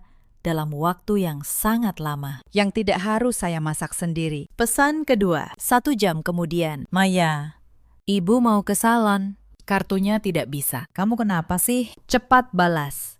Pesan ketiga dari Sinta, "Mbak, aku mau pesan makanan. Semua kartu diblokir. Kita mau makan apa? Tolong transfer dong." Saya membaca semuanya dengan tenang sambil menyeruput kopi. Lalu dengan perlahan, saya mengetik satu balasan untuk grup keluarga. "Halo semua, saya sedang dinas ke luar negeri. Soal kartu, semua sudah saya tutup karena tagihannya tidak wajar. Mulai sekarang, biaya hidup di rumah ditanggung kepala keluarga. Bagas, kamu suami, kamu laki-laki. Seperti kata ibu, perempuan tempatnya di rumah. Laki-laki yang cari nafkah. Silahkan tunjukkan, saya yakin kalian bisa." Lalu saya menambahkan satu kalimat terakhir. "Oh ya, jangan lupa bayar listrik tanggal 15. Kalau telat, nanti gelap.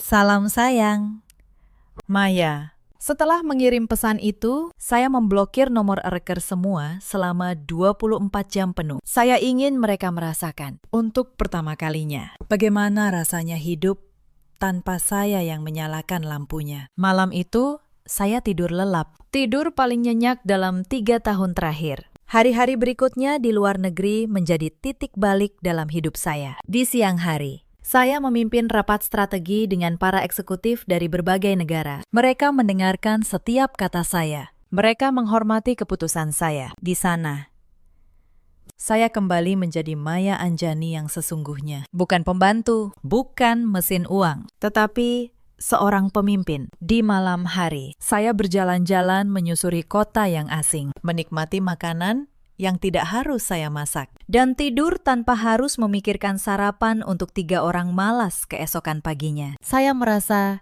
hidup untuk pertama kalinya dalam waktu yang sangat lama. Tentu saja, badai dari rumah tidak berhenti. Setelah blokir nomor, saya buka. Pesan-pesan terus berdatangan dan nadanya semakin putus asa setiap hari. Bu Ratih mencoba memainkan rasa bersalah. Maya, tetangga sudah mulai bertanya-tanya, kenapa kamu pergi? Apa kamu mau membuat malu keluarga ini? Pikirkan nama baik kami. Saya membalas singkat. Bu, nama baik dibangun dari perbuatan, bukan dari menutupi kenyataan. Kalau ibu malu, mungkin sudah waktunya keluarga ini berubah. Sinta mencoba mengancam. Mbak, kalau Mbak tidak segera transfer, aku akan ceritakan ke semua saudara betapa jahatnya Mbak sama kami. Saya membalas dengan tenang. Silahkan, Sinta.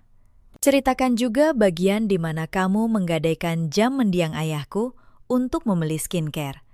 Ceritakan juga bagian di mana kalian berencana mengambil rumahku. Aku punya semua catatannya. Setelah pesan itu, Sinta tidak pernah lagi mengancam. Di sela-sela semua itu, saya tetap bekerja dengan Andi dari jarak jauh. Kami menyusun setiap dokumen dengan rapi. Sertifikat rumah, riwayat transfer 3 tahun, semua tagihan. Bahkan rekaman percakapan yang tidak sengaja terekam di ponsel saya malam itu di dapur. Andi memastikan setiap langkah saya berdiri di atas dasar hukum yang kuat. Maya, kata Andi suatu malam lewat telepon. Aku sudah lama menjadi konsultan dan jarang aku melihat seseorang sesiap kamu. Kamu tidak bertindak karena marah. Kamu bertindak karena perhitungan. Itulah yang membuat posisimu tidak terbantahkan. Saya tersenyum. Marah hanya membuat orang ceroboh.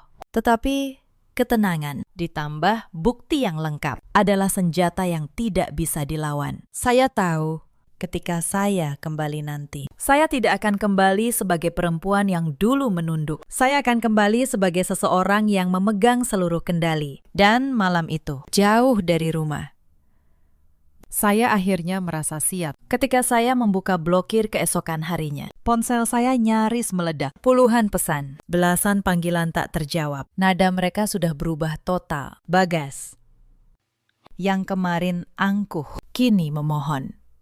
Maya, maafkan aku. Ibu marah-marah terus. Sinta nangis. Listrik hampir mati. Tolong. Maya, kembalikan kartunya. Bu Ratih, yang kemarin menyebut saya menantu durhaka, kini menelpon sambil terisak. Maya, kamu kan menantu ibu. Mana boleh kamu tega begini? Ibu di sini kelaparan. Bagaimana bisa kamu meninggalkan kami? Saya menjawab pesan Bu Ratih dengan sopan, tapi dingin. Bu, bukankah ibu yang bilang saya sebaiknya berhenti kerja dan tidak usah mengurus uang? Saya hanya menuruti nasihat ibu.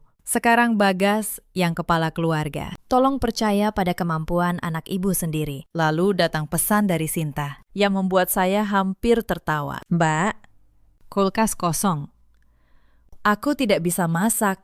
Aku tidak pernah masak seumur hidupku. Kita mau makan apa? Saya membalas. Sinta, kamu 30 tahun. Ada banyak video memasak di internet. Atau kalau mau, kamu bisa cari kerja seperti orang dewasa pada umumnya. Banyak lowongan. Saya tidak membalas lagi setelah itu. Saya sibuk. Proyek di kantor cabang berjalan lancar. Atasan saya memuji kepemimpinan saya untuk pertama kalinya dalam 3 tahun. Saya bangun pagi bukan untuk memasak sarapan 3 orang malas, tetapi untuk diri saya sendiri. Sementara itu, kabar dari rumah datang melalui Mbak Asih, asisten rumah tangga paruh waktu yang biasa membantu saya. Mbak Asih masih setia mengabari saya karena ia tahu siapa yang selama ini membayar gajinya. Katanya, rumah itu sudah seperti kapal karam. Listrik sempat padam 2 hari karena tidak ada yang membayar. Bagas mencoba melamar kerja, tetapi setelah bertahun-tahun menganggur, tidak ada yang menerimanya.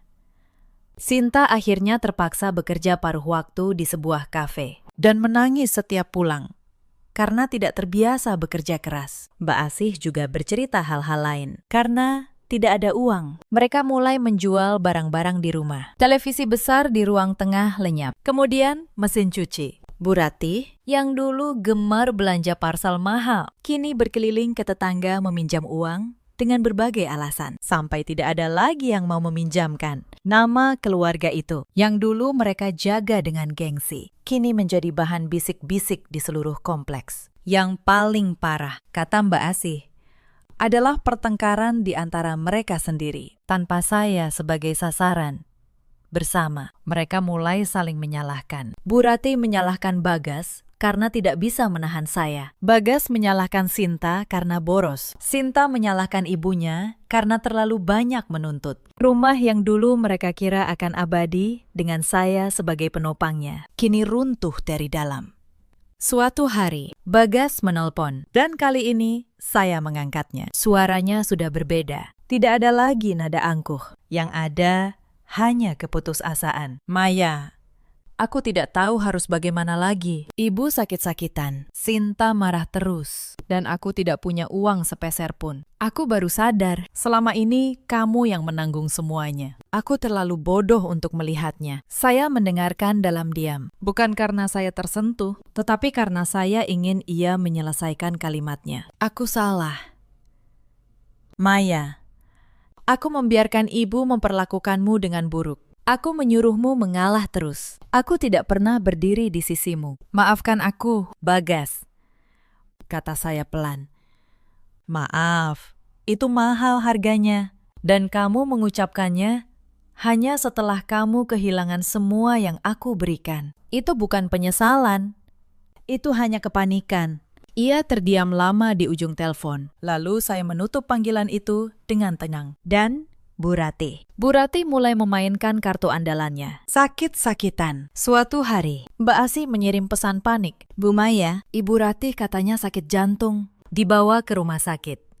Bagas terus menelpon ibu. Saya menghubungi rumah sakit secara langsung, tanpa melalui keluarga. Saya berbicara dengan dokter yang menangani. Hasilnya seperti yang sudah saya duga. Bu Rati tidak sakit jantung. Tekanan darahnya naik sedikit, karena terlalu banyak makan gorengan dan marah-marah. Dokter menyarankan istirahat dan pola makan sehat. Tidak ada yang serius. Tetapi di mata keluarga itu, sakit adalah senjata untuk menarik saya kembali. Bagas mengirim pesan dramatis. Maya, ibu sekarat.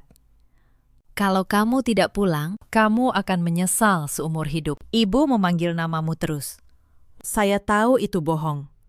Tapi saya tetap memutuskan untuk pulang. Bukan karena saya tertipu, tetapi karena perjalanan dinas saya memang sudah selesai. Dan karena sudah waktunya, saya menutup babak ini dengan benar. Saya kembali ke Jakarta 6 minggu kemudian. Tapi saya tidak langsung pulang ke rumah Kebayoran Baru. Saya menelepon Bagas. Dan saya memintanya menjemput saya di bandara. Saya ingin bicara empat mata dulu, sebelum menghadapi yang lain. Bagas datang menjemput. Saya nyaris tidak mengenalinya. Dalam 6 minggu, ia tampak menua bertahun-tahun. Wajahnya kuyu, matanya cekung. Sepanjang perjalanan, ia terus memohon, Maya, aku tahu aku salah. Aku janji akan berubah. Aku akan cari kerja sungguh-sungguh. Tolong, kembalilah ke rumah. Saya menatapnya tenang. Bagas, janji seorang pria yang putus asa tidak ada artinya. Tapi baiklah. Aku akan mempertahankan pernikahan ini dengan satu syarat. Antar aku ke apartemen di Kebayoran Baru, bukan ke rumah kita. Apartemen. Kenapa? Karena aku menyewa apartemen terpisah untuk diriku sendiri. Aku belum siap tinggal satu atap dengan ibumu dan adikmu lagi. Bagas mengerem mendadak di pinggir jalan. Ia menoleh. Mata Anyone penuh kebingungan dan ketakutan. Tapi kenapa, Maya? Aku sudah berusaha. Apa kamu sudah tidak mencintaiku lagi? Saya menarik napas. Bagas, selama 3 tahun aku mencintai kalian semua. Aku memberi sampai tidak tersisa. Dan apa yang aku dapat? Aku dianggap pembantu. Kalian bahkan berencana mengambil rumahku. Cinta tidak bisa dibangun di atas pengkhianatan seperti itu. Wajah Bagas memucat. Kamu dengar soal rumah. Aku dengar semuanya. Bagas, dari balik dinding dapur, malam ketika ibumu menyuruhmu membujukku balik nama, supaya separuh rumahku jatuh ke tangan Sinta. Tangan Bagas gemetar di setir. Ia tidak bisa berkata apa-apa, karena tidak ada yang bisa dikatakan untuk membela hal yang tidak terbela. Saya menyetujui untuk mampir ke rumah Kebayoran Baru sekali. Bukan untuk tinggal, tetapi untuk menyelesaikan semuanya secara terbuka di hadapan semua orang. Ketika saya masuk, pemandangan di dalam membuat saya terdiam sejenak. Rumah yang dulu rapi kini berantakan. Tumpukan piring kotor, baju kusut di mana-mana, dan bau pengap yang menusuk. Tanpa saya, rumah itu kehilangan tulang punggungnya. Saya berjalan pelan menyusuri ruangan yang dulu saya rawat setiap hari. Debu menumpuk di rak. Tanaman hias yang dulu saya siram setiap pagi sudah layu mengering. Rumah itu seperti tubuh yang kehilangan jantungnya. Dan untuk sesaat, saya merasakan kepedihan yang aneh. Bukan karena rindu pada mereka, tetapi karena melihat betapa banyak yang dulu saya berikan dan betapa cepat semuanya runtuh tanpa saya. Bu Ratih duduk di sofa, langsung memasang wajah penuh penderitaan begitu melihat saya. Ia memegang dadanya. Maya, akhirnya kamu pulang juga. Ibu sakit-sakitan menunggumu. Kamu tahu betapa ibu menderita. Sinta berdiri di sudut. Wajahnya kusut. Tangannya kasar oleh pekerjaan yang tidak pernah ia bayangkan akan ia lakukan. Saya tidak duduk. Saya berdiri di tengah ruangan dan saya mengeluarkan sebuah map dari tas saya. Map tebal yang sudah saya siapkan selama berminggu-minggu. Sebelum saya bicara, saya ingin menunjukkan sesuatu kepada kalian semua. Kata saya, tenang. Saya membuka map itu dan meletakkan lembaran-lembaran kertas di atas meja, satu persatu. Rekening koran selama 3 tahun, setiap transfer, setiap tagihan listrik, air, makanan, cicilan.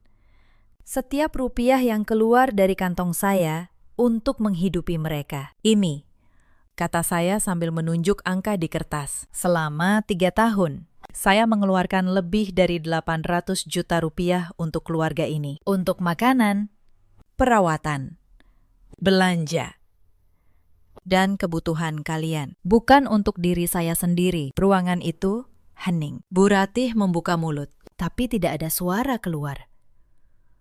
Lalu, saya mengeluarkan 1 lembar lagi. Sertifikat rumah. Dan ini, rumah ini atas nama saya. Dibeli dengan uang saya sebelum saya menikah dengan Bagas. Secara hukum, rumah ini 100% milik saya. Saya menatap Bu Ratih lurus. Ibu, malam itu saya mendengar semuanya. Saya mendengar ibu menyuruh Bagas membujuk saya balik nama rumah, supaya separuhnya jatuh ke tangan Sinta. Saya dengar setiap kata. Wajah Bu Ratih berubah pucat pasi. Topeng penderitaannya runtuh seketika.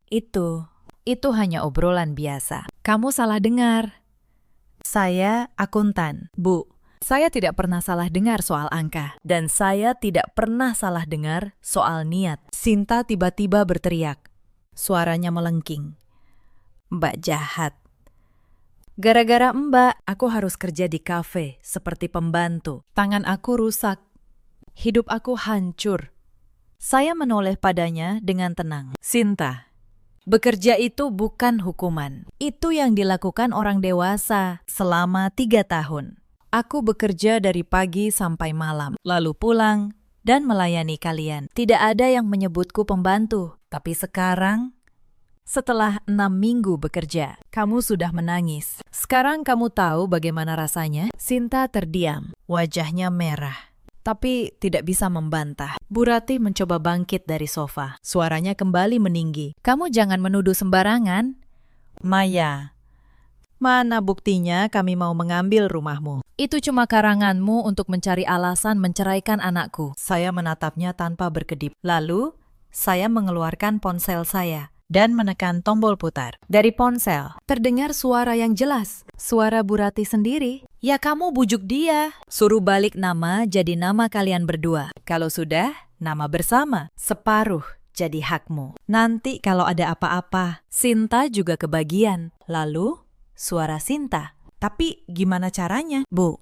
Lalu, suara Bu Ratih lagi. Gampang. Bilang itu bukti cinta. Perempuan kalau sudah cinta, disuruh apa saja mau. Saya menghentikan rekaman itu. Ruangan itu sunyi seperti kuburan. Wajah Bu Ratih berubah dari merah menjadi putih pucat. Sinta menutup mulutnya dengan tangan. Bagas menatap ibunya dengan tatapan yang penuh kekecewaan dan rasa malu. Malam itu, Ketika saya berdiri di balik dinding dapur, ponsel saya merekam semuanya. Kata saya, tenang. Jadi, Bu, ini bukan karangan. Ini suara ibu sendiri, hitam di atas putih. Dan sekarang, ada juga rekaman suaranya. Tidak ada lagi yang bisa mereka katakan. Topeng mereka sudah runtuh sepenuhnya di hadapan kebenaran. Bagas berdiri di antara kami, bingung dan hancur. Maya.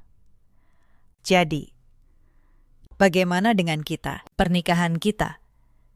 Saya mengeluarkan map terakhir, dokumen yang sudah disiapkan oleh Andi. Surat gugatan perceraian. Bagas. Aku sudah memikirkan ini dengan jernih. Bukan dalam keadaan marah, tapi dalam keadaan paling tenang dalam hidupku. Aku ingin bercerai. Bagas terhuyung mundur.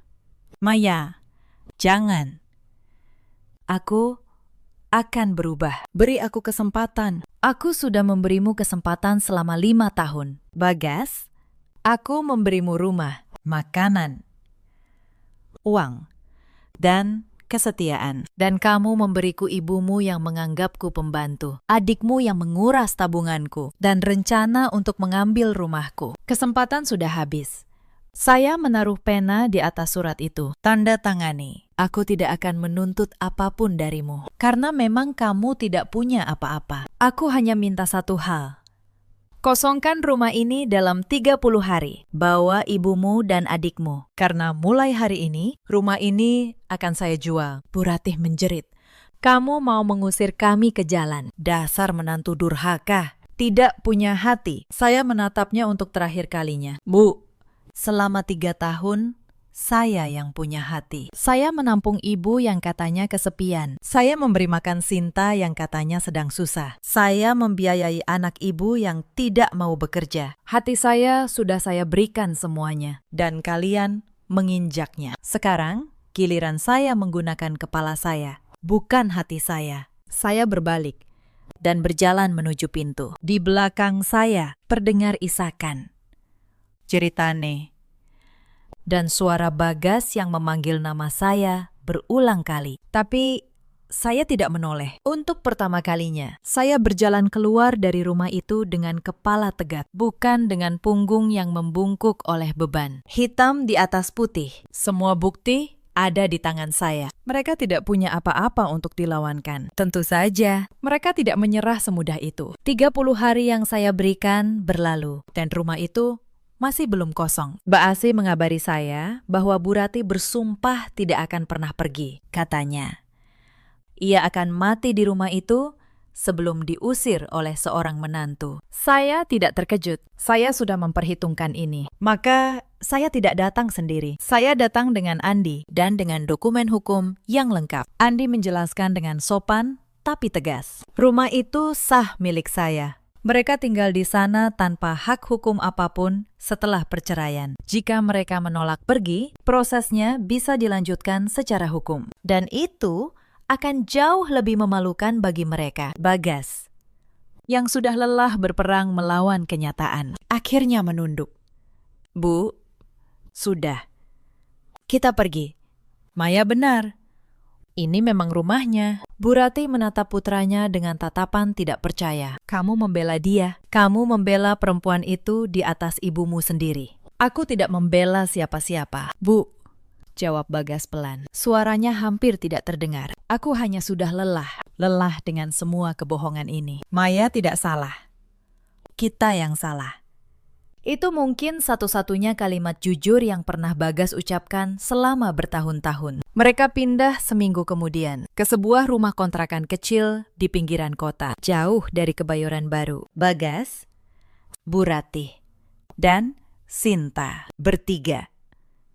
Dengan beban hidup yang kini harus mereka tanggung sendiri. Saya menjual rumah Kebayoran Baru tidak lama setelah itu. Bukan karena saya butuh uang, tetapi karena rumah itu menyimpan terlalu banyak kenangan tentang versi diri saya yang lemah, saya ingin memulai dari halaman yang benar-benar baru. Dengan hasil penjualan dan tabungan saya membeli sebuah apartemen yang indah di kawasan yang tenang. Apartemen untuk satu orang, untuk diri saya sendiri. Setiap pagi, saya bangun tanpa suara perintah. Saya menyeduh kopi saya sendiri dengan tingkat kemanisan yang saya suka, tanpa ada yang mengeluh.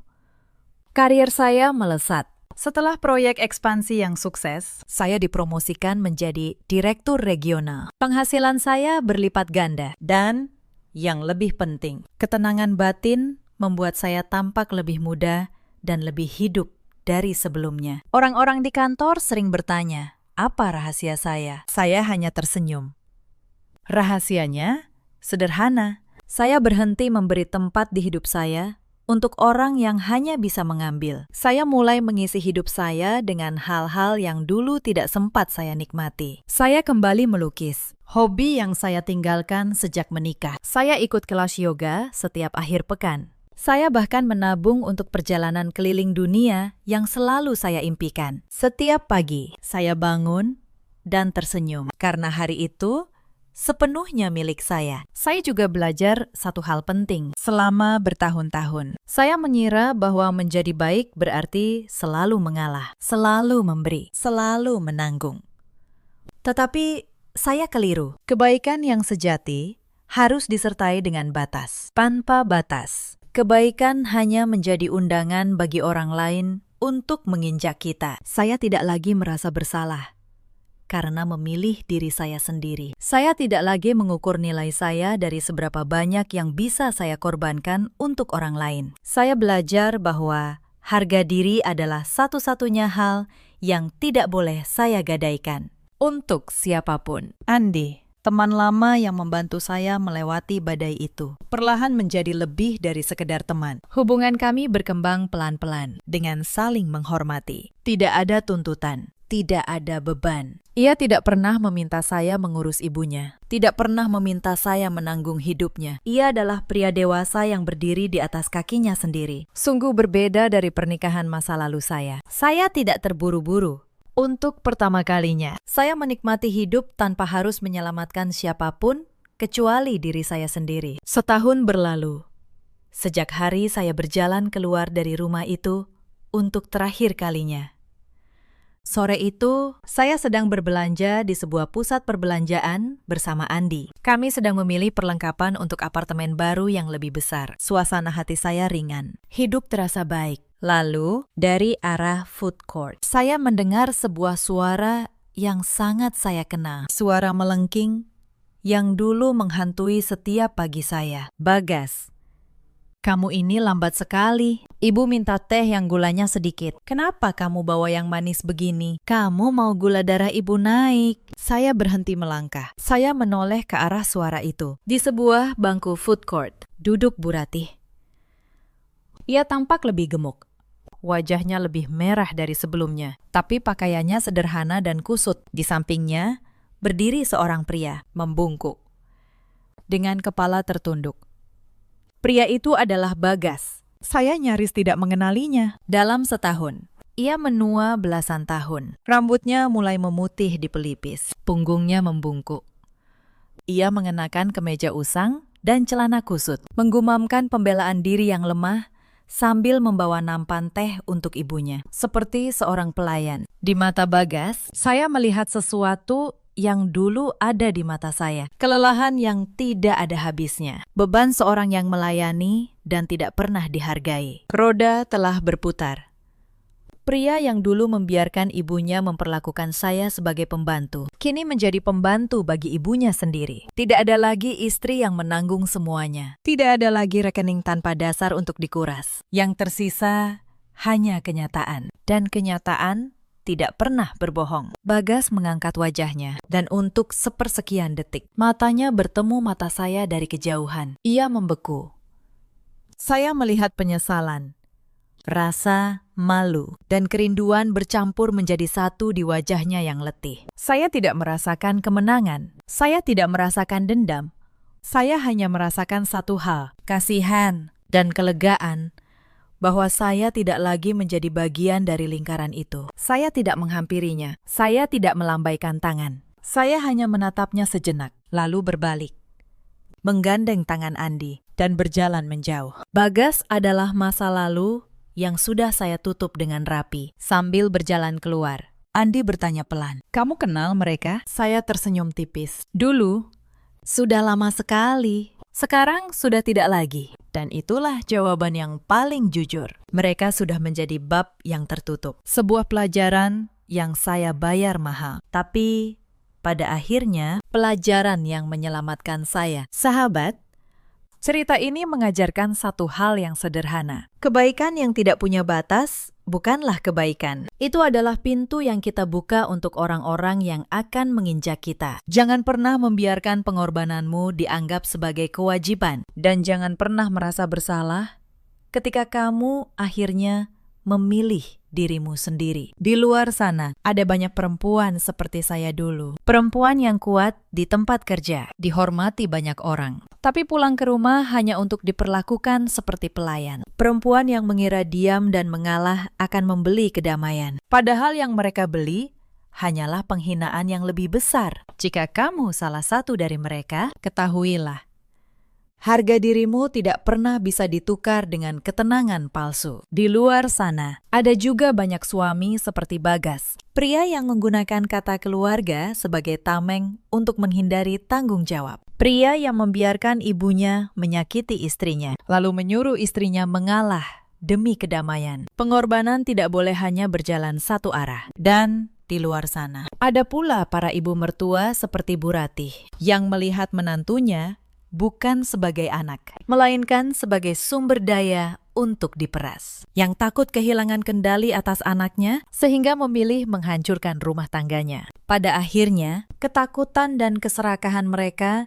justru menghancurkan diri mereka sendiri. Bu Ratih kini menua di sebuah kontrakan sempit, dilayani oleh anak yang tidak punya apa-apa lagi untuk diberikan. Sinta belajar dengan cara yang keras bahwa hidup tidak memberi makan gratis kepada orang yang menolak bekerja. Dan Bagas, pria yang dulu punya istri, rumah, dan masa depan, kini hanya memiliki penyesalan. Sementara saya membangun kembali hidup saya, lebih kuat dari sebelumnya. Saya belajar bahwa memberi tanpa batas hanya akan mengundang mereka yang ingin mengambil tanpa henti. Dalam hidup, kita selalu punya pilihan. Kita bisa terus bertahan dalam penderitaan demi pengakuan yang tidak akan pernah datang. Atau kita bisa berdiri, menutup buku itu, dan menulis kisah yang baru. Saya memilih yang kedua, dan itu adalah keputusan terbaik dalam hidup saya. Bagaimana dengan kalian? Pernahkah kalian berada di posisi yang sama? Ceritakan kisah kalian di kolom komentar. Saya membaca setiap satu di antaranya. Dan jika cerita ini menyentuh hati kalian, jangan lupa tinggalkan jejak agar saya tahu untuk siapa saya bercerita. Terima kasih sudah menemani saya sampai akhir.